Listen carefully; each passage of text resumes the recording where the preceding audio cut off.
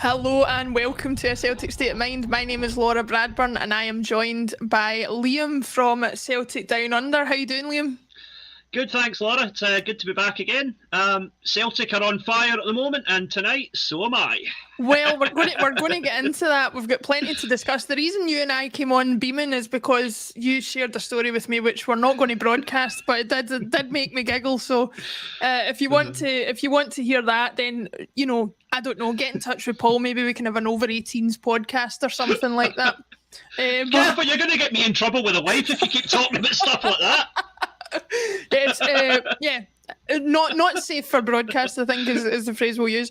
But anyway, we've got plenty to discuss. Main points are obviously the Champions League draw and the upcoming game against Dundee United at the weekend, but we will get into that. Before we do, as many people will know, or you may not know, we are up once again for an award for Best Video Content Creator at the Football Content Awards, they're now called. Used to be called the Football Blogging Awards back in the day. Football Content Awards, which we won 3 awards at not so long ago. So if you want to vote for us, you can click the link below, and you'll have to scroll past the subscribe button to do that. So just give us a subscribe while you're there as well. But Liam, before we get into the more pertinent topics of the day, I have to say I was wowed by that top when I first came on and saw you in it. So I think you were saying that the 98 Japanese goalkeeper shirt, I mean, you'll not be missed in it, that's for sure. No. It's a bizarre story, actually, because it was... I moved to Japan in 2006, but Right. my first kind of exposure to Japan was watching the Japan team at the 98 World Cup. Mm-hmm. And I've always had this kind of thing about the World Cup. I love when you see these, I don't mean to be condescending, but quite obscure wee countries that you otherwise wouldn't see in international football. And at that time, Japan was one of them. Yeah. And I just saw this goalie top and I thought, oh yeah, I'll have some of that. And of course, with it being Japan and with me being shall we say, a fuller-figured fellow, I couldn't find one in my size anywhere. Finally, 2 years ago, I managed to track one down over here that's in a size that gets somewhere close to fitting me. So I finally managed to get hold of it. Listen, I know your pain. I have previously accidentally ordered the match fit version of a shirt before, and let's just say I am not match fit, let's put it that way. But I've got to say, like, I was talking to you beforehand, and you brought out a side in me that I have kept well hidden, which is I know you're a big shirt collector, and I am starting down that path. I don't need any more things to waste my money on, but I'm finding them. But it was an interesting question that I wanted to get your thoughts on before we get into more, I don't know, relevant, important topics. But as a shirt collector, tell me this. I can't separate my feelings about how the team performs in a shirt from aesthetically what the shirt looks like. So if the team performs really poorly, even if it's a nice shirt, I can't dissociate my memories from it, and therefore I don't like it. Can you separate out the two and just appreciate a shirt for what it is, or are you the same as me? Is it too tied together? Well, I mean, I think in the context of Celtic tops, yeah, I definitely get what you're saying, and Scotland tops as well, because I'm a Scotland fan. I know not every Celtic supporter is for various reasons, but I support Scotland whenever they're playing internationally. And me too, for the record. I'm a Scotland fan, I would say. And I know a lot of people are not, and that's fine. You do you, whatever. But I do find it hard to associate, to like a shirt if it's a shirt that we've been gubbed in. To be honest. Yeah. But time's a great healer. I mean, for example, I recently picked up the Celtic away shirt from, I think it was 1991, which is the weird one with the kind of a 2 tones of green and a white in the middle with this kind of like heart monitor style kind of pattern across it. Is it the People's? Aye, that's the one. Yeah. Yeah, I managed to pick that up, and I like it. I mean, I don't remember Celtic winning a game in it, but it was it was a nice one. But for me, more, it's like I have a greater problem if it's a team that I find objectionable in terms of maybe their fans or their politics or whatever. Okay. Like, for example, no matter how beautiful it is, I would never buy a Lazio shirt. Right, Because okay. I know what their fans are about. Same with Millwall, same with Chelsea. Those are like 3 clubs I just would not touch. Thankfully, Millwall and Chelsea don't deal in good shirts anyway. But No. I can see what you mean about, because the Lazio one I really like was the one from the 90s with the, like, when the team was like Crespo and Boxic and it had the kind of navy stripe across the chest, but it was just cut in the middle. Aye, I know the one. Yep. So it's like 99 or something like that when they had an absolutely fantastic team. I love that shirt, but like you say, would never buy it. So no. Yeah. No. But it's interesting because I just think I you only need to show me a shirt for me to bring back loads of memories, and it's just a fascinating thing. But we can maybe have you back on and do a Celtic shirt special. I know on the channel we've got we've had a couple of different shows about shirt collection, and I'm sure you'll appear on them at some point. But it'd be interesting to do a Celtic specific one, because I've got a poster up on the wall over there of the Celtic kit history, and you could point anyone out to me, obviously, from after I was born, and I could probably tell you somebody who played in it and a goal that I remember seeing in it. So it's an interesting point, but we'll not bore people. We have much more interesting things to get to, primarily the Champions League draw, which happened at 5 p.m. Celtic Park time last night. I wanted to ask, before we get into the teams, how did you get to know about the draw? How did that work out for you, time difference wise? Were you in your bed when it happened? I was in my bed, but I was wide awake because I knew the draw was imminent. And I made the mistake of tuning into the UEFA stream thinking, this is, it'll be on in 10 minutes or whatever. About 45 minutes later, anybody who's friends with me on Facebook will see the message I typed out. UEFA, it's 1:15 in the effing morning. Please get on with this bloody draw. I've got work tomorrow. It was a bit, there was a musical break for every introduction onto the pitch, and then they let Carlo Ancelotti name every single one of his grandchildren when he got his award, and but it was something else. But anyway, the most important thing is we got the group draw. Now it wasn't good for anybody's health that we were in the 4th pot for various reasons. No. But we were sitting in a situation where we could have ended up in a group with Liverpool, as our rivals Rangers did. I think we could have ended up in that horrible group with Bayern Munich, Barcelona and Inter Milan, which unfortunately the Victoria Pilsen ended up with, and their chairman burst out laughing, which was hilarious.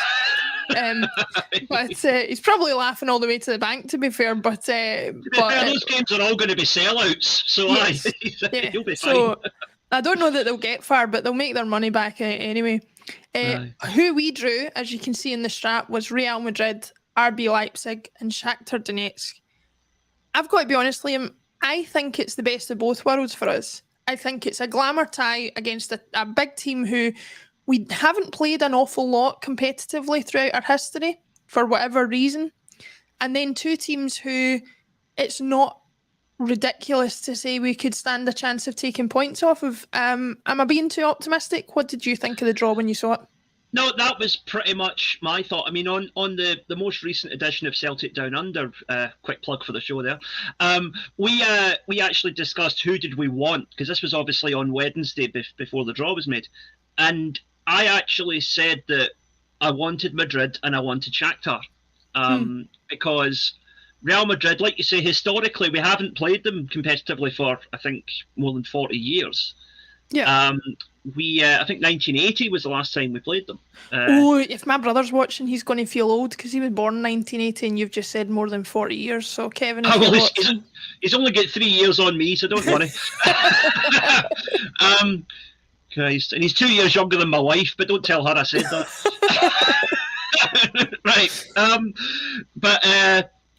So anyway, I wanted Real Madrid and I wanted Shakhtar because obviously with everything that's going on in Ukraine just now, I just think it'd be really good for them to come to Celtic Park and for all of us to give them the reception that they deserve and just say, we're with you guys. Do you know, I don't like to get political on the podcast for a number of reasons. I don't think it's...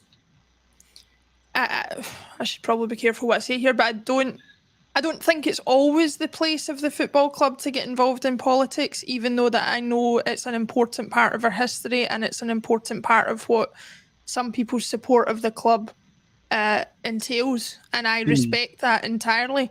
But I do agree that in this case, especially with the number of Ukrainian refugees that have come over to this country, many of whom I'm sure reside in Glasgow at this point, I think it would be great for the club to do something to support that, to maybe to invite some Ukrainian refugees and families to the match. And yeah, it would, to me, it would symbolise everything that the club is about if we could do that for those people, because obviously for all the reasons that we all know about, the away support for Shakhtar on the day that they play at Celtic Park will be far from capacity. So I think to invite people from the local area who have been affected by the conflict would be a fantastic thing for the club to do.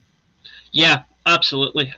It's the, again, without getting political, what those Ukrainian people are going through right now is not a million miles away from what our ancestors went through when they left Ireland about, 130 years ago. Yeah. So I think, it would be a very good thing. And I hope somebody at the club is already ahead of the game on that one, because they should be. Yeah. Kaiser HCTC says the world's problems won't be solved in a podcast. Here was me thinking it would be, Liam. I genuinely thought we had just solved the Russia-Ukraine crisis by inviting some people to a football match. I must be wrong. Well, newsflash, son, they won't be solved by piffy YouTube comments either. Anyway, moving on. Keep tuning in, folks. Keep tuning in. We like it. No, thanks everybody. Thanks everybody for watching. You've just ruined I was about to do my whole... I'm sorry. Start again from the top, what you were going to say. Please subscribe to the channel for more content like this. Not exactly like that, but yeah. I guess the other thing I wanted to ask about is, ignoring or putting aside some of the issues we've just talked about. From a footballing perspective, we'll go on to Real Madrid in a second, but RB Leipzig and Shakhtar Donetsk, how realistic do you think our chances are of taking a significant number of points off? I don't fear either of them at Celtic Park. It's the away games that concern me. How well do you think we can fare in those situations? I sat down this afternoon and I kind of mapped it out in my head, like, how could this play out ideally? And, right, first of all, set aside the 2 games against Madrid. Those are free hits, right? Those are shots in the dark. Now, we have beaten AC Milan at Celtic Park fairly recently. We've beaten Barcelona at Celtic Park fairly recently. So the precedent is there for us to beat the European champions at Celtic Park. It has happened and it could happen again. But Leipzig and Shakhtar, I'm being a bit two-faced here, because on one hand I'm saying, solidarity with Ukraine, but at the same time I'm like, that's a team we can beat. That is a team we can beat. I'm quite confident, and I think home and away, because remember, also given the circumstances of the current situation, Shakhtar are not going to play at home. They're going to play in Poland. Now, they're going to have the majority of the support behind them, but it's still not a home game. So it's not quite as daunting as a trip actually to Donetsk would have been for us under normal circumstances. I think this is something that we can do. Basically, as I said before, I mapped it out. If we can beat Shakhtar twice, that's, do that. Beat Leipzig at Celtic Park. Yeah. Anything we take off Madrid is a bonus. I would then say a draw away to Leipzig would take us through. Yeah. 10 points would take us through almost certainly. Do you know, we've been in this situation before where we've had 9 points with Martin O'Neill, the famous controversial penalty situation against Juventus where Nicola Amoruso definitely dived.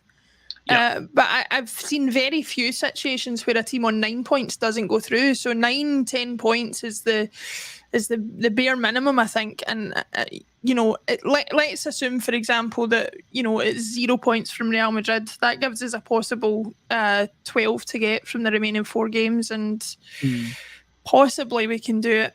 But it'll be interesting to see. And RB Leipzig, obviously, Rangers put them out on their run to the Europa League final last season. So we've got a relatively recent example of a team who couldn't beat us to win the championship were better than one of the teams in our group. So that surely should give us confidence. Well, I mean, that's the thing now. It's not very often you'll hear me praise Rangers, but something that they have at the moment that we don't, right, is that somehow in Europe they are able to play badly and still win. Right? Celtic, for the last couple of years, even when we've been beaten, we've played well. We can go to Europe and we can give anybody a game. We gave Betis a right good game. We gave Leipzig a right good game. We gave, all these teams a good game. But ultimately we get knocked out. And the difference is Rangers went there and did not necessarily play well, but they got through. Yeah. And that is something that I think maybe it's because, last year Ange was only in the very early stages of putting the team together. The players didn't know each other as well as they do now. I think this year we are much more conditioned that we can grind out results in Europe. And that is going to be the key. Because we know we're going to play good football, especially at Celtic Park. But the fundamental is going to be when we have that bad game, it better not be another 7-1 or whatever. That's the worry. Yeah. It's going to be an interesting one, I think. We'll just look at some of the comments coming through. I wanted to bring this one up. Says Keith Oakton says hello from Plymouth. Hail, hail. Got people tuning in from everywhere. I also like the name Oakton because it reminded me of Oaken from Frozen. Big thumb blowout. Woohoo! But I don't know if anybody knows that. Fun fact: I used to live in Torquay, just up the road from Plymouth. Oh, very nice. It's a very nice part of the world, I have to say. Michael Cunningham says, what a feeling tuning into Acsom. The headline Celtic to face Real Madrid in the Champions League, which we will go on and talk about in a little bit. And FS, just confirming what you said, Liam, about from the jungle, I watched this give Real Madrid a 2-0 beating in 1980. History can repeat and we can win a second place from this group. Let's talk a bit about Real Madrid. Current European champions, as you said.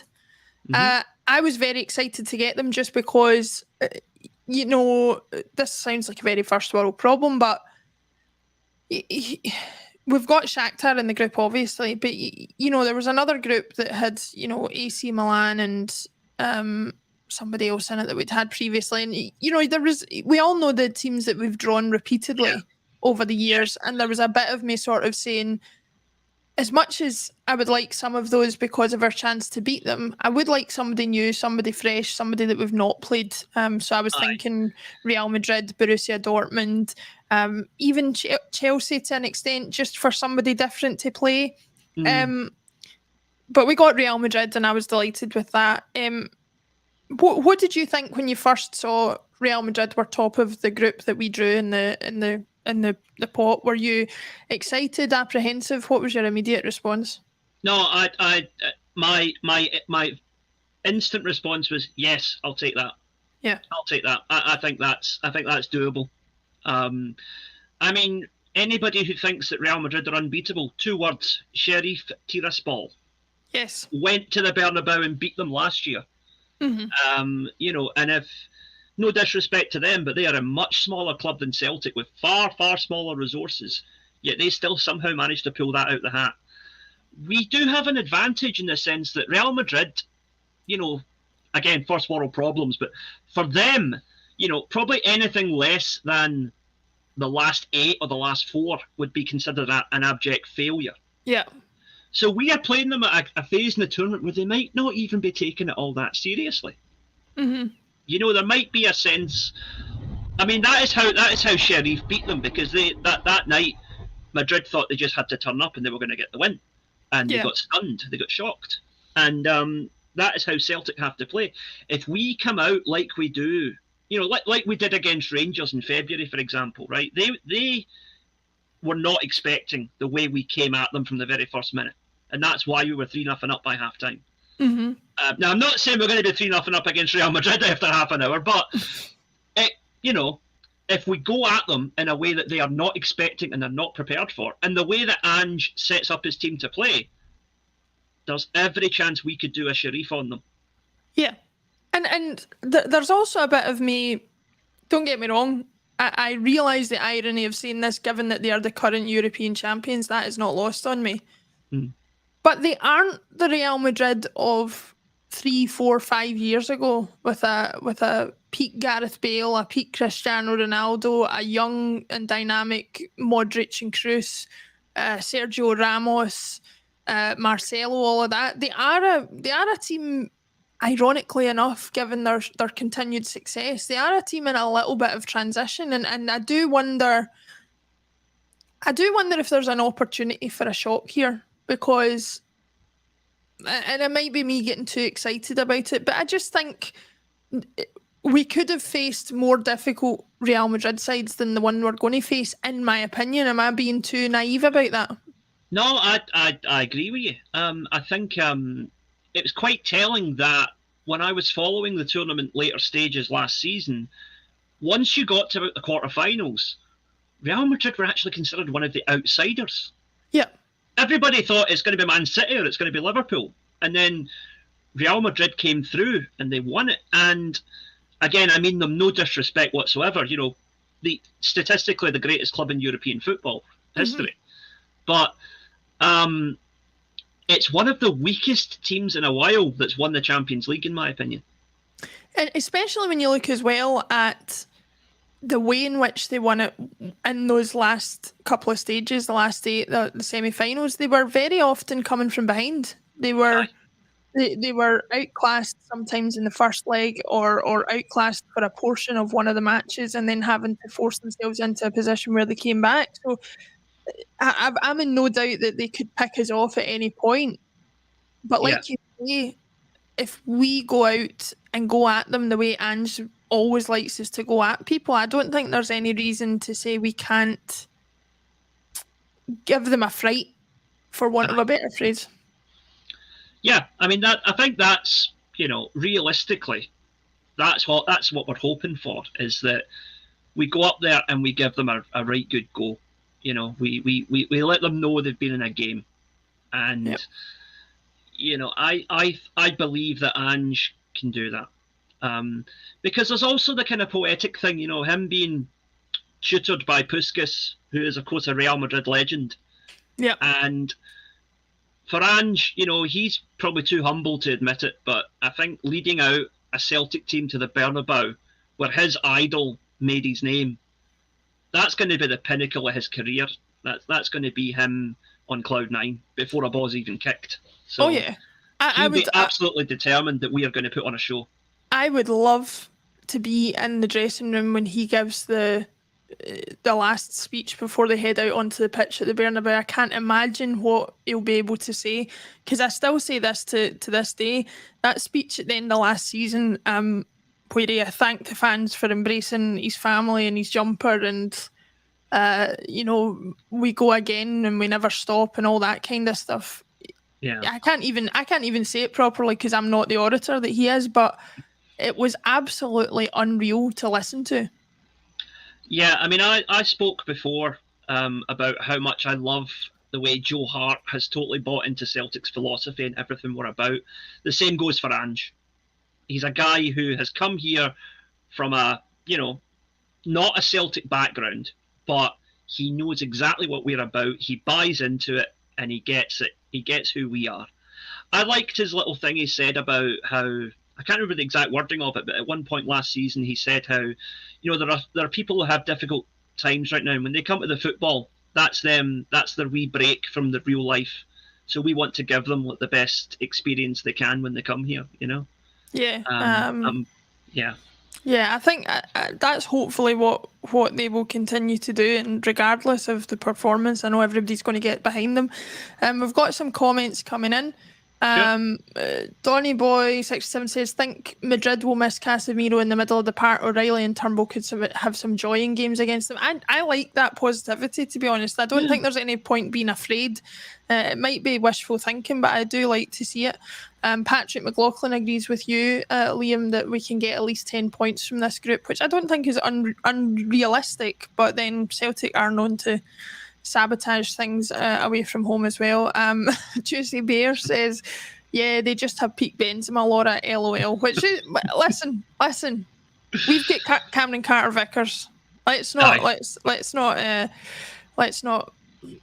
joke about it. I like Lubo Maestro here. Bias aside, I think Celtic are actually the best team in that group. Me too. And finally, Robert Gibson says, I need an explanation for that shirt. I hope he's talking about yours, Liam.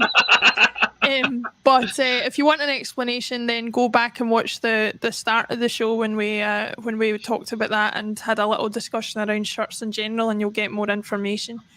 We'll leave the Champions League aside for a little bit of time just to discuss more important pressing matters in terms of domestics.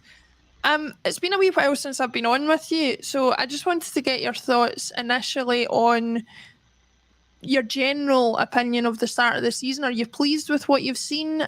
Is there any area of concern for you that you're hoping that we resolve primarily before the end of the transfer window?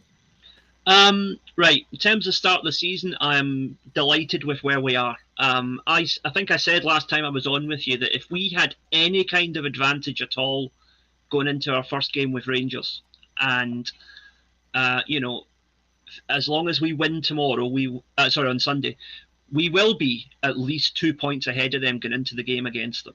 Yep.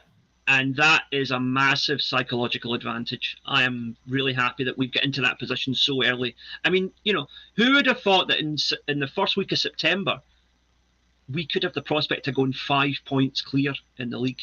Yeah. That's the potential there.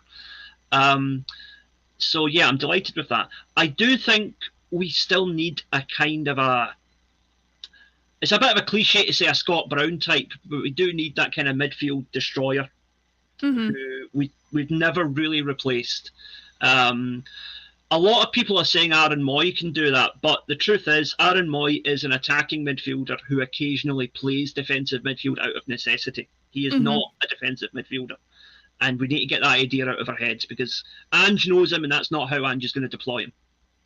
Yeah. So we need somebody else, because also Callum McGregor likes a shot at goal, as we've seen. And I think it's good that if we have a midfield anchorman that can allow him to get forward a bit more, then that could be another aspect to our attack. Because the most positive thing for me is that we have goals from all over the pitch right now. We've got centre-backs scoring, we've got midfielders, we've got wingers, we've got, goals coming from every area of the team apart from the goalkeeper.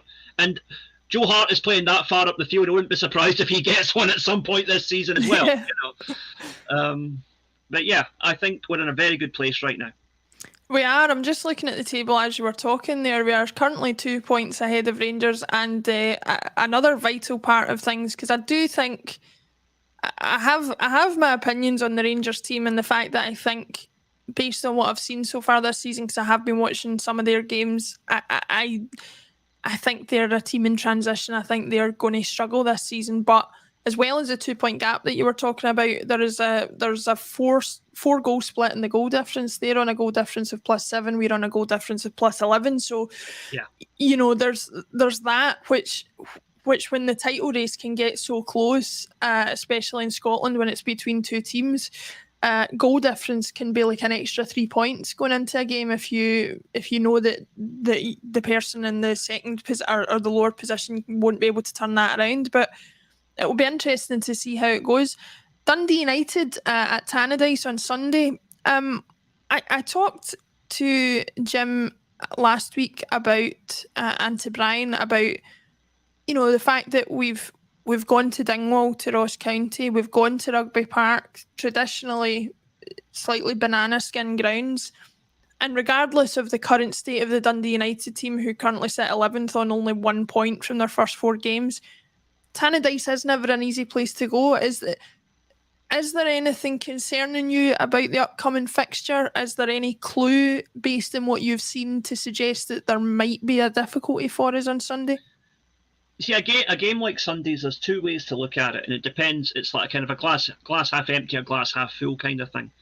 On one hand, Dundee United have been rank rotten this season so far, so they should not give us any problems. If we are able to beat, Hearts, who have been quite good so far this season, we beat them fairly comfortably.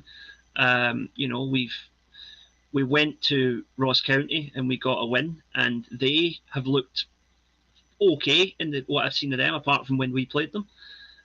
Dundee United have struggled, but on the other hand, you then think, well, that means they're due a performance. Mm-hmm. So it's happened so often in the past that teams have been, not playing well, but then they've come into a game against us and they find that extra gear from somewhere.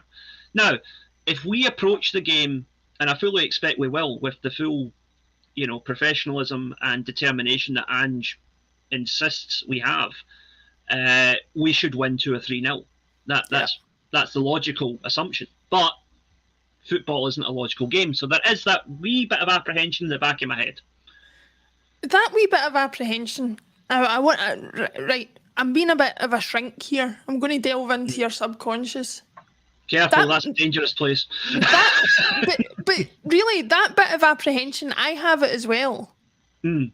But when I actually think logically about it, the way that the team is playing, the confidence that they have, I guess the only thing I'm concerned about is the way we spurn chances occasionally. We create them and we don't score them, but I just wonder if the slight bit of apprehension going into the game on Sunday is based purely on our history and our emotions about it, rather than anything, objective that we can see. Because on paper, based on the way we've opened the season and based on the way Dundee United have opened the season, it should be an open and shut case. But maybe, again, I'm just being too naive about that.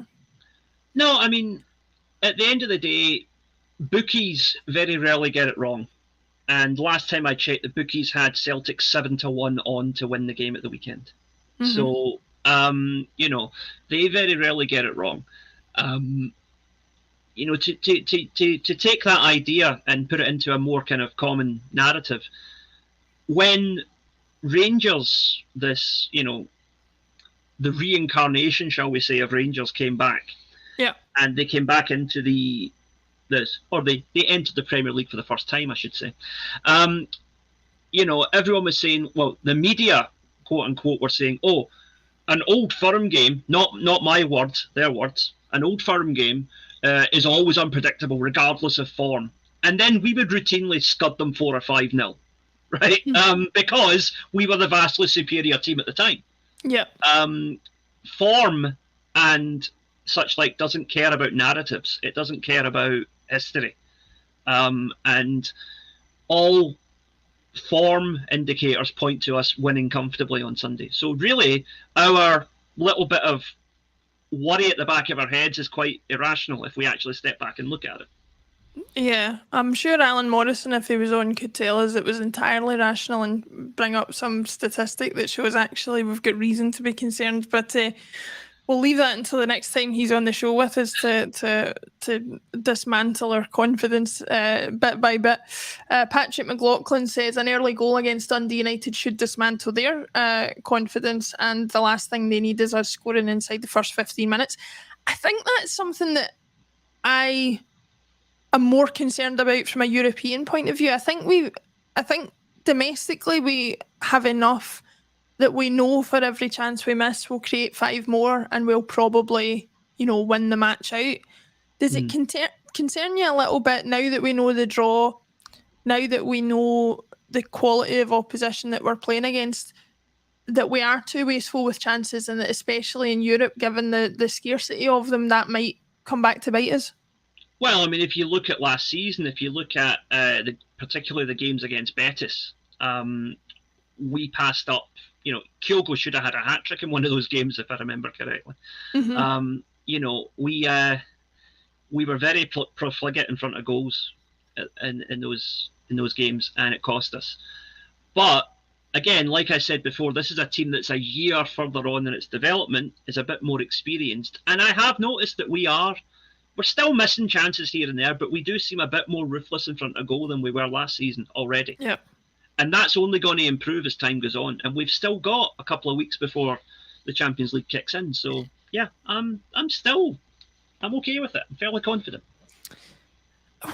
What's your opinion on the approach to the game? Because I was having a discussion about this with my dad when we were watching the game the other week, one of the games, and it's become quite a pattern which I don't have a problem with. Of start with Maeda, Jota, and Kyogo, run them ragged, perhaps get a goal or two, then completely switch it up, bring on Abada, Giakoumakis. And then a selection of midfielders to see out the game. Do you? And it was interesting because I asked Alan Morrison about this a couple of weeks ago, and he gave us some stats about how some players are statistically better as substitutes, and it doesn't always translate to them starting. What's your opinion on, say, a Giakoumakis or an Abada who've been very impactful coming off the bench, potentially getting a starting berth, or do you think if it's not broke, don't fix it kind of thing? I think that is something that once we get into the system of a Champions League game on a Tuesday, Wednesday, and then a league game on a Saturday, that is going to become more of an issue. But for the moment, I say don't change a winning system. And I think that if, as I believe is going to happen, Dundee United are probably going to set up initially very similar to how Hearts set up last week, as in 10 men behind the ball and just try and kill the game. And, they lasted, 13 minutes when they tried that. I think that we could, like as your commenters have said, if we get that early goal, they'll fall apart, because no offence to Dundee United, but Hearts are a better team than them at the moment. Yeah. And the low block got them absolutely nowhere. And it won't work for Dundee United either. Just to go off on a slight tangent here, I was quite annoyed last week looking at a lot of the media when all the narratives and all the stories in the papers were about red cards. Hearts shouldn't have had these red cards, Rangers shouldn't have had these red cards, whatever. I think the only one that was questionable was the John Lundstrom one, but the rest of them were all red cards or second bookings every day of the week, right? Yeah. And even then, the Lundstrom one, it's 50-50 whether he gives it or not, because I've seen them given, I've seen them not given, right? But that's a side issue. My point is that what the newspapers and the media should have been saying was, look at this, right?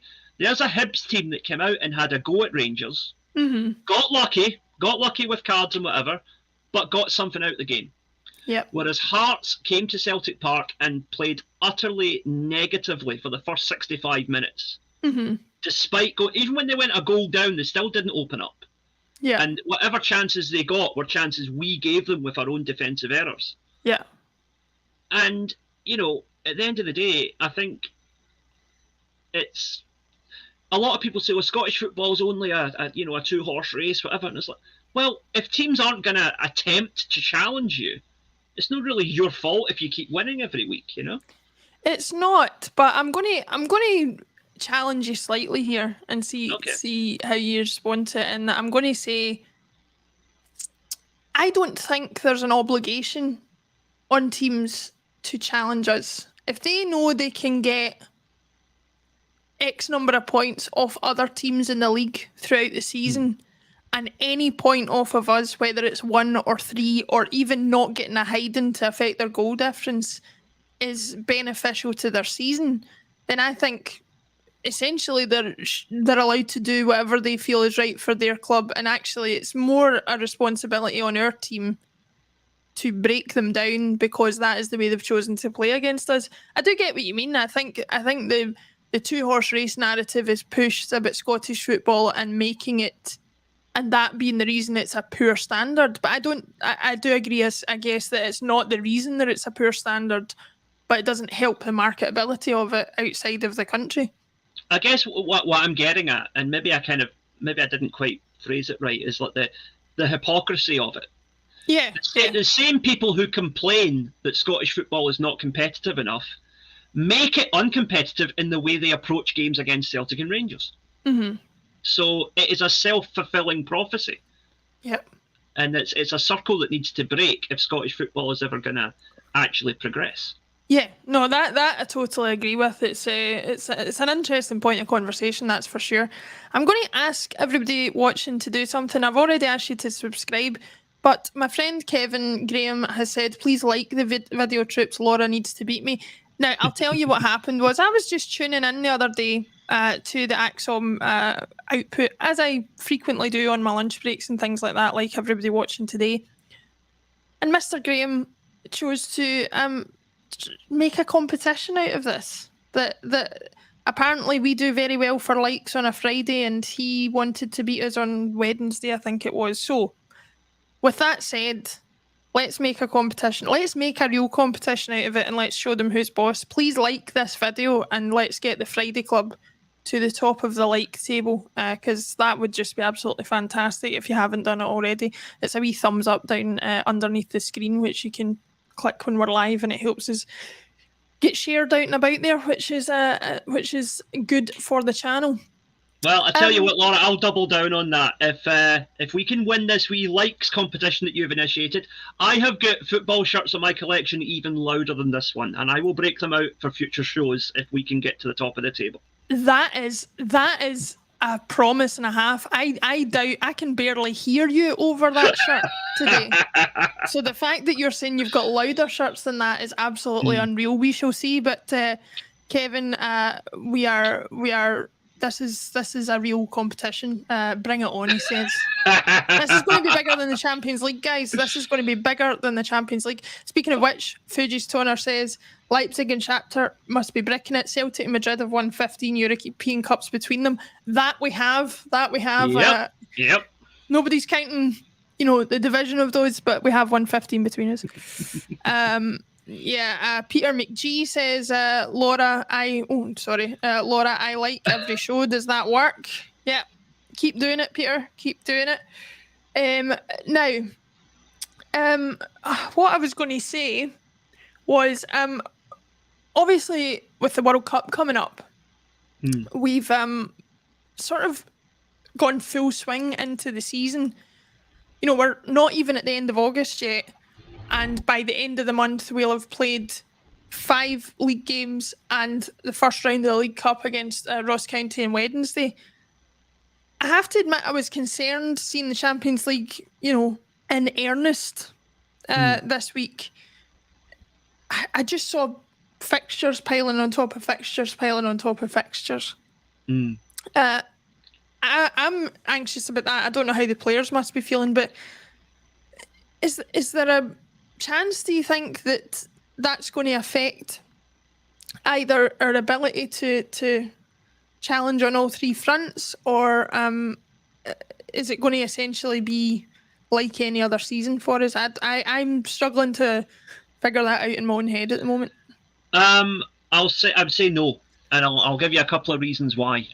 First of all, we have got a much greater depth to our squad than we had last season, so we're better prepared for this. 2, whilst, I'm sure I wasn't the only one who was cheering on PSV the other night, the fact that Rangers got through means they are in the exact same fixture predicament we are. If we've got a tough European game in midweek, so have they. Yeah. At least up until November. So it's a level playing field. And ultimately, like you said before, I think that Rangers squad, as in its current form, has passed its peak. Yeah. They are on the way down. We are on the way up. And I think that ultimately our squad depth is going to tell. Because, like we said, you can deploy Giacomakis in a league game if Kyogo's feeling tired. You can stick Haksabanovic on if Jota is feeling tired. Yeah. You can bring in Turnbull for Hatate. There's options all over the pitch. I mean, Tony Ralston is, arguably one of our best players last season, and he's a bench warmer at the moment. And it's not because he's done anything wrong; it's because Juranovic is superb. Yeah, that's the thing. We have that depth now. And I guess that's where it comes into, because I've had this conversation a few times on the pod of that some of us, myself included, perhaps need to change our attitude that a first 11 is something that we should be focusing on, and actually that a strong squad is what we need. Because I have to say that was certainly clear to me watching the fixtures be announced last night and seeing that we've got, we're only in August, we're basically going to have 2 games a week for the next few weeks again, and that actually this is where the squad's going to come into its own. I think now that we're past that opening phase of 1 game a week. Aye, that this is also where I could see a serious gap opening up between us and Rangers. Yeah, because I think that the cliche of the European hangover is going to hit them a lot harder than it's going to hit us. Mm-hmm. Because when we have injuries, we bring in guys like David Turnbull and Yosuke Ideguchi, right? Both full internationals. Mm-hmm. When they have injury problems, they chuck in guys like Steve Davis, who should have retired about 5 years ago. That's just that's the reality of it.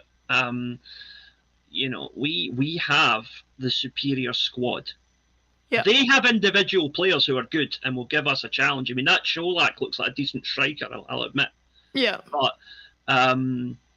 and getting rid of Morelos is probably the best thing Rangers could ever do at the moment, because that guy is just an absolute liability. But anyway, But we have the better squad, no question. Yeah, I think that's clear, and I hope it remains the case throughout the season. Speaking of which, we've had a recent addition to the squad, Haksabanovic from Rubin Kazan, who I believe is a winger. Who's going to give us more options going forward, which is something that we can always be doing with.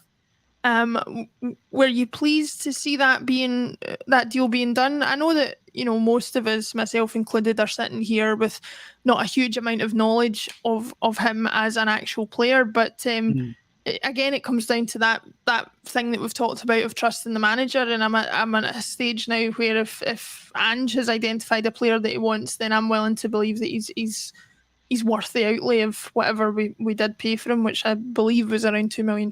But are you happy to see him in the door and hopefully become an important part of the squad going forward?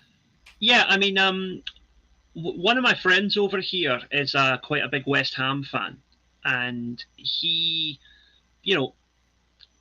Haksabanovic didn't quite, make the cut at West Ham. But he said that in what little bit he saw of him, he saw enough to think there's a player there. It just wasn't the right time or wasn't the right situation or whatever.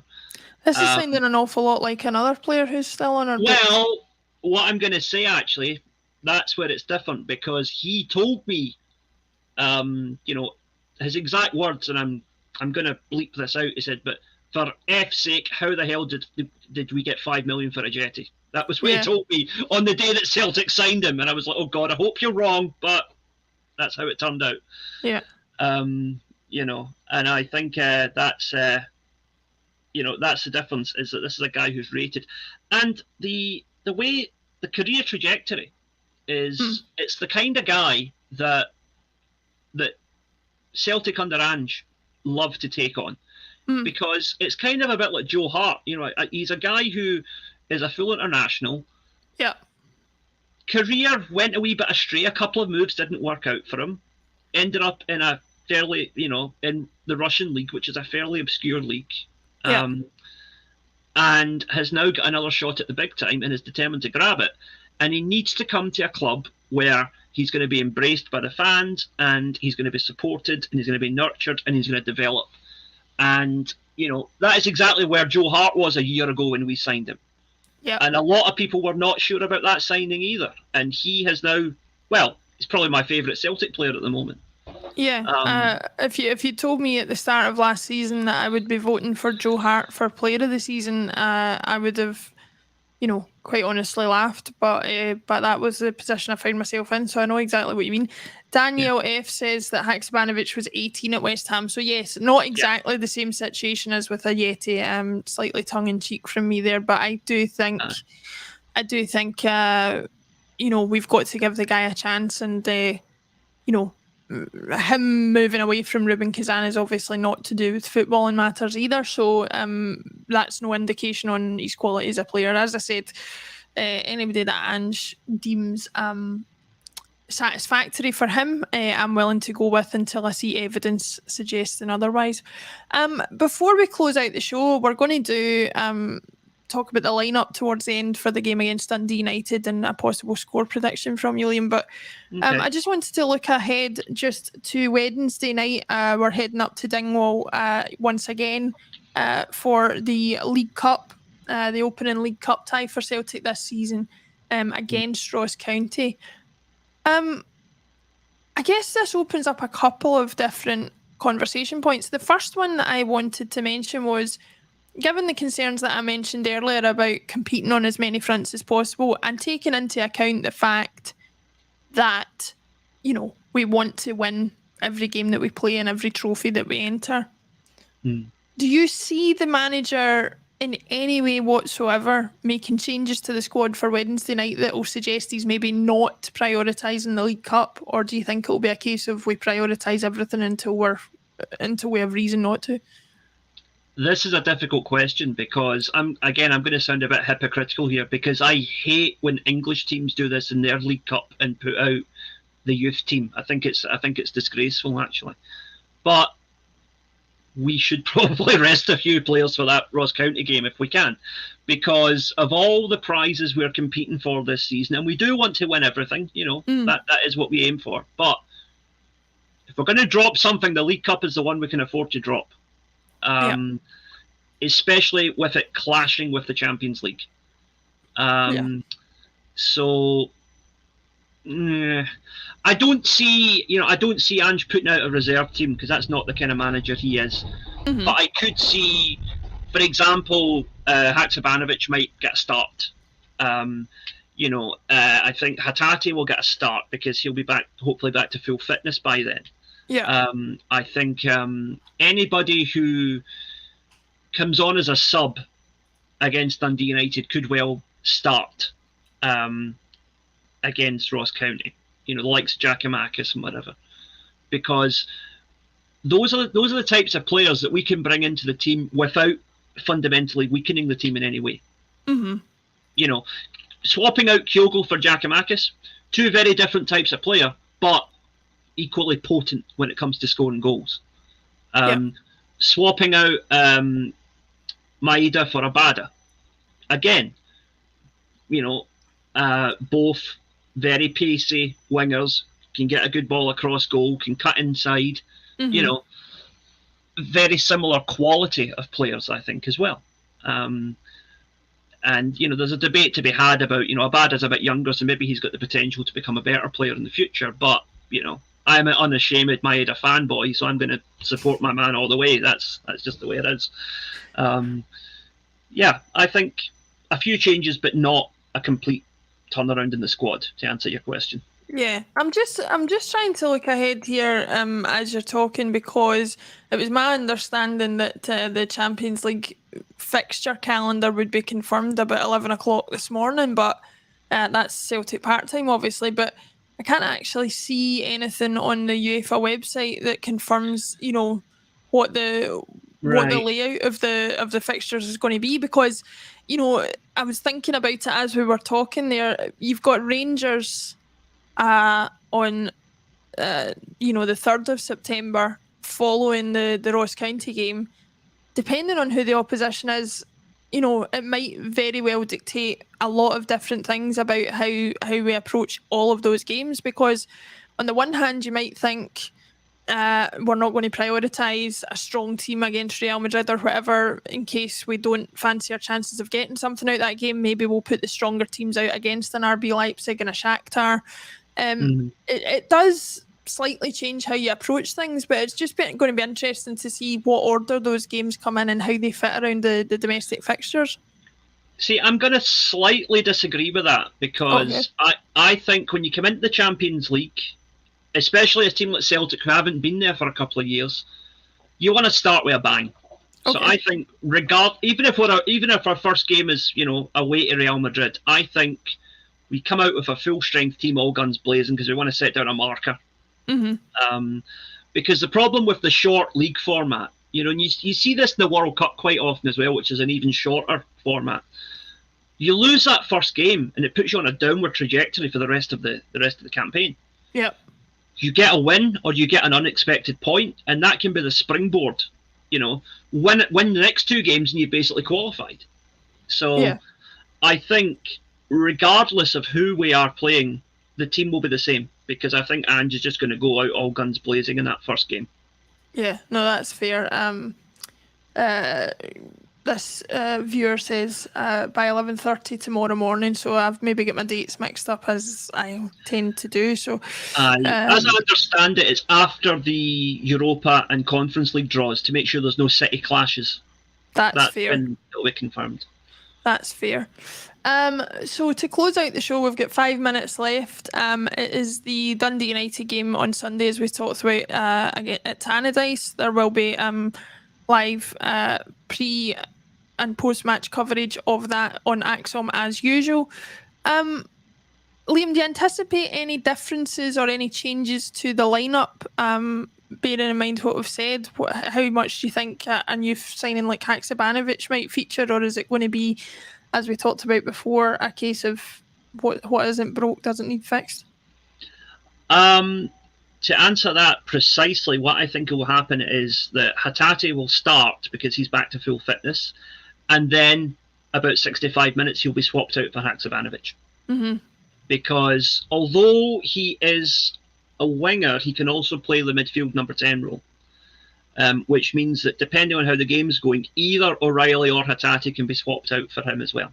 So I think that Ange might want to nurse Hatate back into the full squad gently, hence why he didn't start last week. So I think that is how it's going to go. I think Haksabanovic will come on as a second half substitute, probably about the same time as we introduce Giakoumakis and Abada, if we play to the same game pattern. It's going to be an interesting one, because I don't know all that much about the way Dundee United have been playing, but I think that, I don't know, I'm always worried about a team who've had that bad a start to the season, that there's going to come a point where they come good, and perhaps, they'll want to prove a point tomorrow, on Sunday, but it's going to be an interesting one nevertheless. And like you say, if we can go into the game against Rangers next week with a 2-point advantage at the very least, and potentially, extend that to 5 when we play them, then it's going to leave us in a really strong position for the next few weeks. Like you said, that's when Champions League football really kicks into gear, and there's a potential to increase that gap as you were talking about. Aye, exactly. So it's going to be an interesting one. Thank you very much, everybody, for watching. Don't forget to like and subscribe to the channel for more Celtic content, more football content. Liam, thank you very much for joining me. I know that with the wonders of technology, it looks like an easy thing to do, but obviously you've been on the other side of the world. I tell you, the hardest thing of it has been that while we've been talking, I've got a bag of cans sitting here, but professionalism prohibits me from opening them until we're finished. Well, I do appreciate that. Japanese lager comes in green, white and gold cans. I am. Listen, I'm going to partake in that if I ever make it out to Japan, because that looks pretty nice. Thank you very much, everybody, for watching. Thank you, Liam, for joining me, and join us again on Sunday for the match coverage. It would be great to see you there. Thanks, everybody.